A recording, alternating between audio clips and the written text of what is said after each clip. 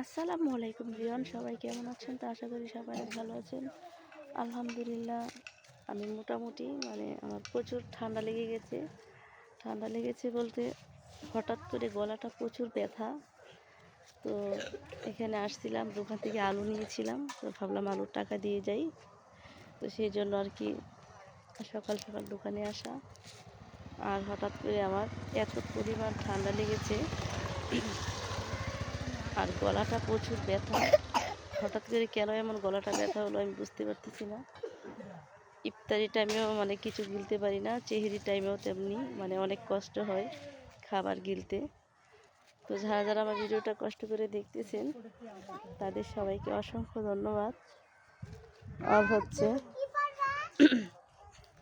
আমার ভিডিওটা like, comment এবং শেয়ার করে সবাই আমার পাশে থাকবেন।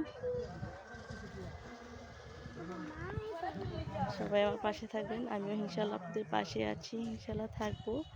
তো আজকের জন্য এই পর্যন্তই। আল্লাহ হাফেজ।